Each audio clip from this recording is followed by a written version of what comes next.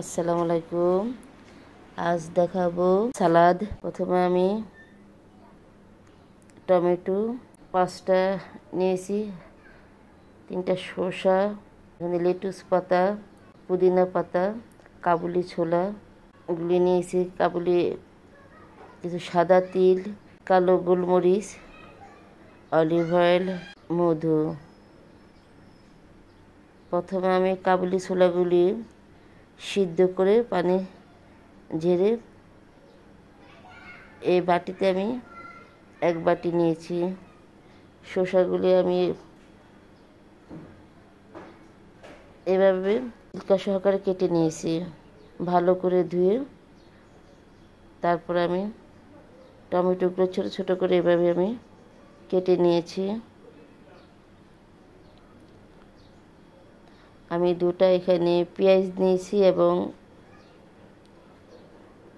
রসুনও 3 থেকে 4 কোষ আমি নিয়েছি, বড় রসুন। টমেটোগুলো আমি এভাবে কেটে নিয়েছি। তারপর আমি লেটুস পাতাগুলি ছোট ছোট করে চিকন চিকন করে এভাবে আমি নিয়েছি। এই সালাডটা খেতে কিন্তু খুব মজা।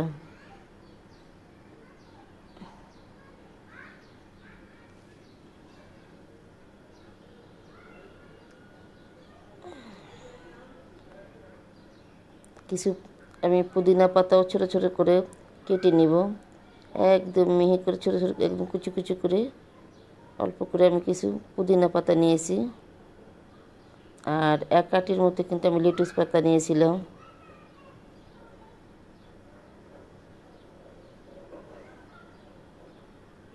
মাঝারি ধরনের আমি 2টা পেঁয়াজ নিয়েছি।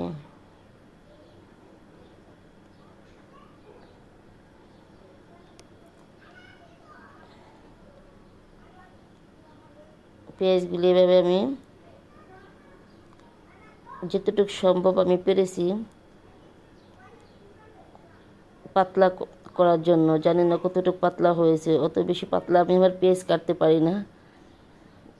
আমি চেষ্টা করেছি পেঁয়াজগুলো একটু পাতলা পাতলা করে কাটার জন্য।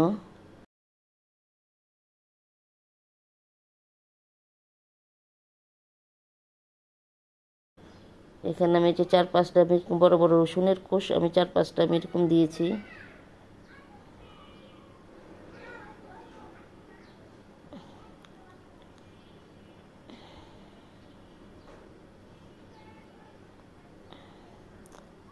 ছোলাগুলি সিদ্ধ হইতে, কাবুলি ছোলাগুলি সিদ্ধ হইতে আমার অনেক সময় লেগেছে। এভাবে আমি ছোলাগুলি ধুয়ে সিদ্ধ করেছি, আবার সিদ্ধের পর আবার ধুয়েছি, দিয়ে পানি ঝেড়ে এভাবে আপনি ছোলাগুলো আপনি প্রথম দেবেন। আর আমি লেবু, আমি এই একটা লেবুর পর আমি আরও আরেকটা অর্ধেক দিয়েছি। এই লেবুর রসটা আমি করে নিলাম।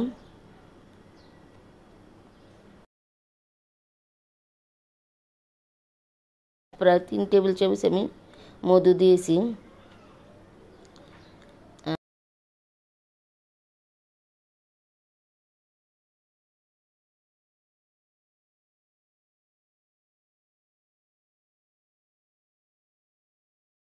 আর পরিমাণ মতো আমি কালো গোলমরিচের গুঁড়া আমি দিয়েছি। আর প্রায় 4 টেবিল চামচের মতো আমি অলিভ অয়েল দিয়েছি।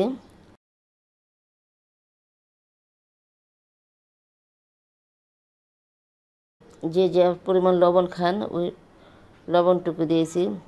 আর সাদা তিল এভাবে আমি উপরে দিয়ে দিয়েছি। এটা আমি এখন চামচ দিয়ে একটু মাখবো। আপনারা যদি হাত দিয়ে করতেছেন মাখতে পারেন, কিন্তু চামচ দিয়ে সালাডটা মাখলে খুব ভালো হয়। এটা খেতে কিন্তু খুব সুস্বাদু। আপনারা এটা এভাবে করে খাবেন বাসায়, খুব ভালো লাগবে।